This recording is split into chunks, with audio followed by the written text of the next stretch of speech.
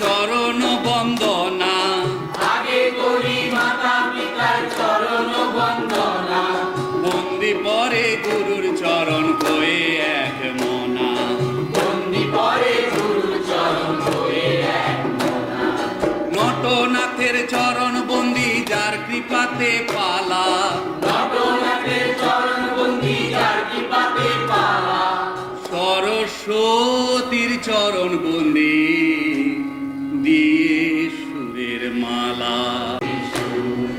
তবে পালা শুরু করার আগে কটা কথা আপনাদেরকে জানানো আমাদের কর্তব্য, যারা এখানে আছেন উপস্থিত। একটা দেশের গল্প যার উত্তরে বরফের চাদর মুড়ে শুয়ে আছে পাহাড়, আর দক্ষিণে পা ধুয়ে দিয়ে যায় অতল সাগর জল।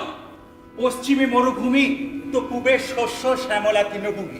ভিন্ন ভিন্ন জাতি এবং ভাষায় ভরা সে দেশ। সুখে দুঃখে আনন্দে কোলাহলে দিব্য যাচ্ছিল কেটে তাদের দিনগুলি, কিন্তু হঠাৎ একদিন দেশে প্রবেশ করলো বিদেশি লোকেরা। তারা দেশটাকে লুট করেই শান্ত হলো না, গোটা দেশ ও দেশের মানুষকে করলো পদানত আর হয়ে উঠলো দেশের রাজা। সেই বিদেশি রাজার অত্যাচারে দেশের মানুষজন হয়ে উঠলো পীড়িত, প্রজাদের মধ্যে জেগে উঠলো বিদ্রোহের ঝড়। সেই বিদ্রোহ ক্রমশে ছড়িয়ে পড়তে লাগলো উত্তর থেকে দক্ষিণে, পূর্ব থেকে পশ্চিমে। শুরু হলো এক আন্দোলন, স্বাধীনতার আন্দোলন।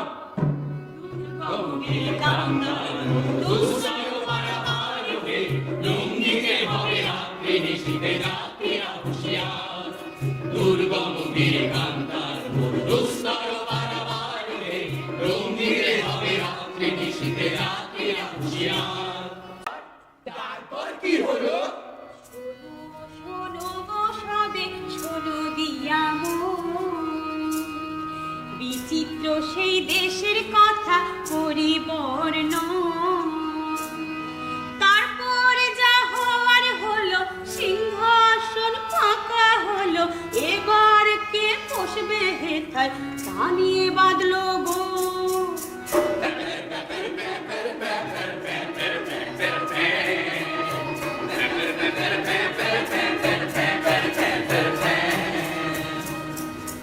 তার নিজের দেশে 7 সাগর আর 13 নদী পার করে আমাদের চোখের জলে ভাসিয়ে রেখে যা কেলো, এ কি হলো?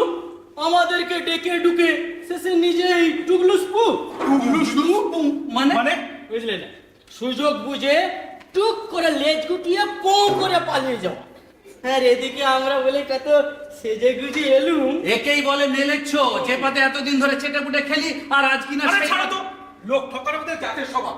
এইভাবে 200 বছর কাটাতে পারলে আর 2 দিন তর সইল না। আমিও তো অনেক করে বলেছিলুম, শুনলেন না। তারপর ভাবলুম আজ যাব কাল যাব করে যা ভ্যানতাড়া তিনি করে যাচ্ছেন, তার চেয়ে সত্যিই যখন চলে যেতে চাচ্ছেন তখন আর শুধু মুখ বাধা দিই কেন। রাজার পা দুটো চেপে ধরে বলেছিলুম, আমার দেশের যত আছে সম্পদ, থালাবাটি ঘটি, জামা কাপড়ের কাঁটি, হিরে জহরত কাটি, সব নিয়ে যান, শুধু এইটা রেখে যান হুজুর। তিনি শুনলেন এবং রেখেও গেলেন। কি? ওই যে সিংহাসনের পেছনে আলো করে আছে রাজার দণ্ড, রাজদণ্ড। এই সেই দণ্ড যা বিদেশি রাজা হাতে নিয়ে দেশটাকে এতদিন ধরে শাসন করেছেন, শোষণ করেছেন। তাই তো তাকে সবাই ভয়ও পেয়েছে, রাজা বলে জেনেছে। এই দণ্ড যার হাতে থাকবে জনগণ তাকেও মানবে, রাজা বলে জানবে। আহা, কি মহৎ হৃদয়! তা না হলে কি কেউ পারে যাবার আগে অমন জিনিস দান করতে? এ দণ্ড যার, সিংহাসন তার। রাজদণ্ডই যে জিনিস স্যার। রাজ্য শাসন করতে হলে, জনগণ শোষণ করতে হলে এটা যে মাস্ট। এই অনেক বাতিলা মেরেছো, সিংহাসন খালি রয়েছে, তুমি রাজ অভিষেকের আয়োজন করো। সে তো স্যার করাই আছে, কিন্তু তার আগে তো ঠিক করুন রাজা হবে কি। বর্তমানে রাজা হওয়ার যোগ্যতা আছে শুধুমাত্র একজনেরই আছে, কিন্তু দুজনে তো এখানে একসাথে বসা যাবে না স্যার। আমাকে এই দেশের জনগণ চায়, তাই আমি আগে বসবো। হাম ফার্স্ট।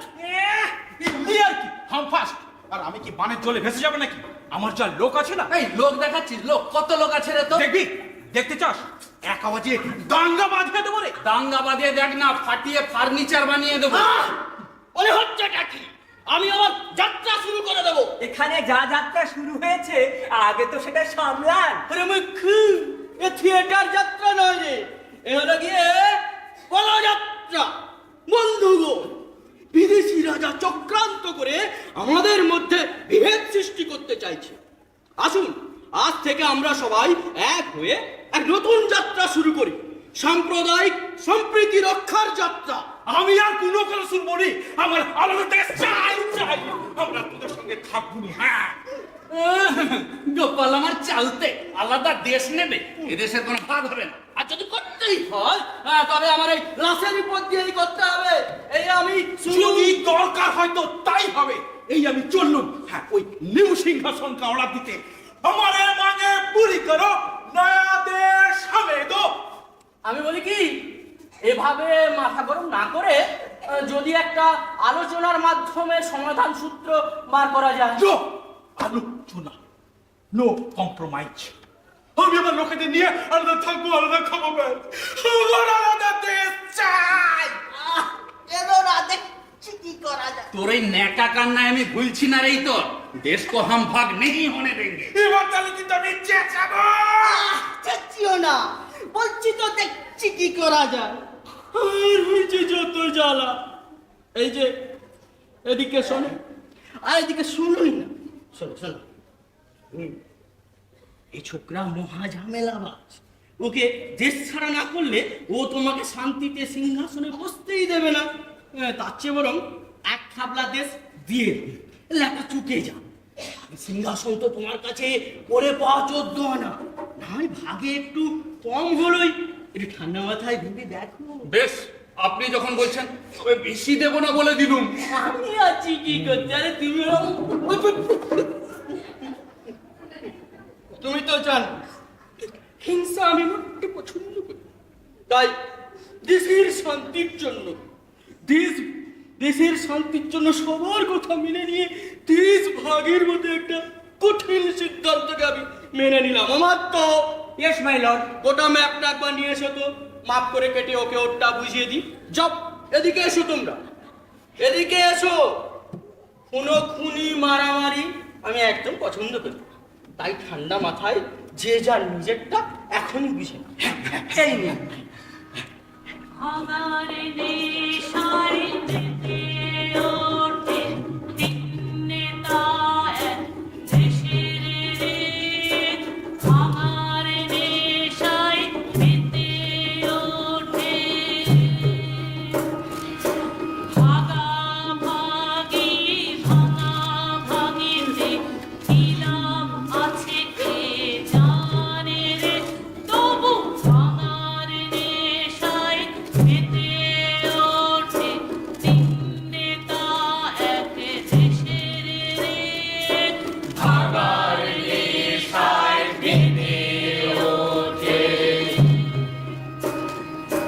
দেশের জন্যে জান দিল যারা, তারা কি ভাব চাইতো রে। তবু আমার নেশায় মেতে ওঠে তিন্নেতা এক দেশের রে। ভাগার নেশায় মেতে ওঠে। আমার মাত্র ওইটুকু, আর ওর এতটা। আমি তাহলে কিন্তু সত্যি চেঁচাবো। আমার তো দাও আরেক থেকে আরেক খাবলা দাও না, দাও দাও। ও বাবা গো, পাশাটা নিয়ে যাবে গো। যা, ওদিকে যা, ওদিকে যা। ছিন্নমূল হলো যারা, শিকড় কাটতে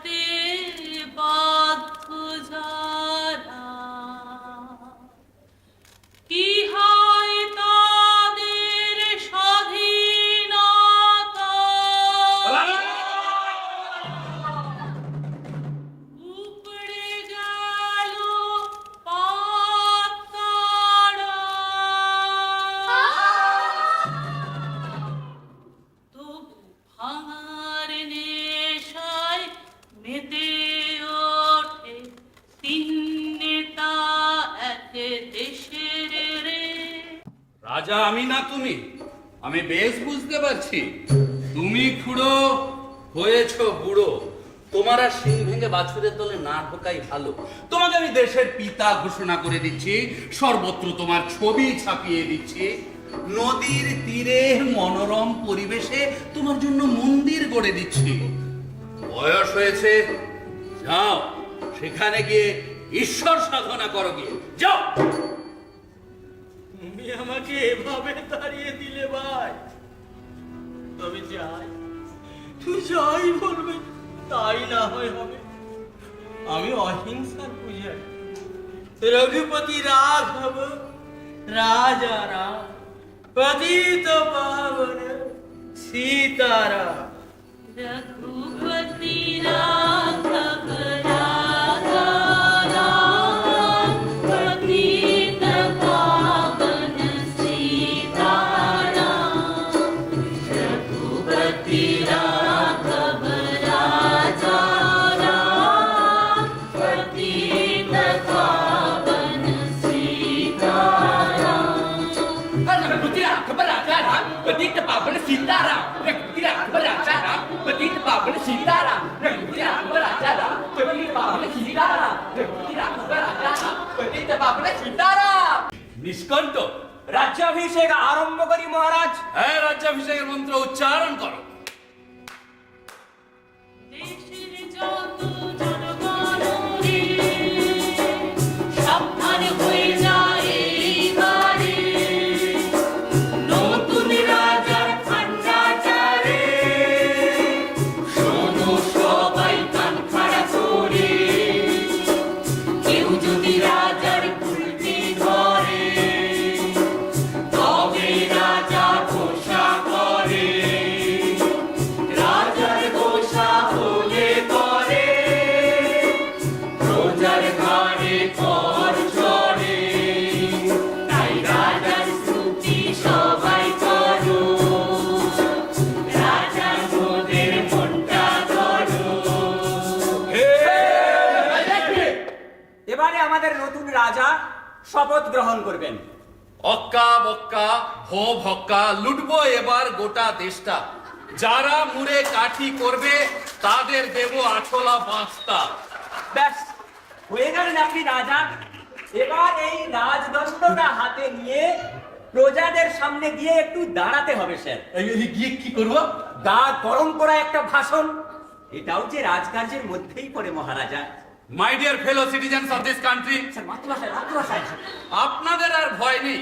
আগের রাজামশাই চলে গেছেন, তার পরিবর্তে আপনাদের আশীর্বাদে আজ থেকে আমি আপনাদের রাজা। তাই আজ থেকেই শুরু হলো আপনাদের আনন্দের দিন, সেই সাথে আমার এই যে আমার কতদিনের স্বাদ। তাই আমার সাথে সাথে আপনারাও আনন্দ করুন, ফুর্তি করুন, কারণ আমরা স্বাধীন। বিদেশি রাজা ছিলেন ভালোই, কিন্তু তিনি যখন নিজের দেশে চলে যেতে চাইলেন, তাকে তো বাধা দিতে পারি না। কষ্ট হচ্ছে, কিন্তু উপায় কি? গা গরম করা কিছু বলুন মহারাজ। এখন আমার প্রথম কাজ সমাজের শত্রুদের চিহ্নিত করা এবং তাদেরকে ধ্বংস করা।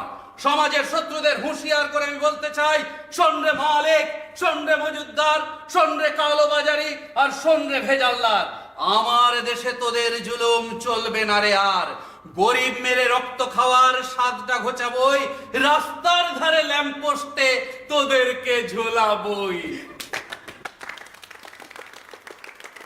এই কেমন দিল মামা? তো এই না বলে সিংহাসনে বসেন যেমন রাজা, ধকধকিয়ে ওঠে কেঁপে ব্যবসায়ীদের মনটা। এই না বলে সিংহাসনে বসেন যেমন রাজা, ধকধকিয়ে ওঠে কেঁপে ব্যবসায়ীদের মনটা। ভাবেন তারা এ কি হলো, হায় রে কি হলো, ব্যবসা গেলে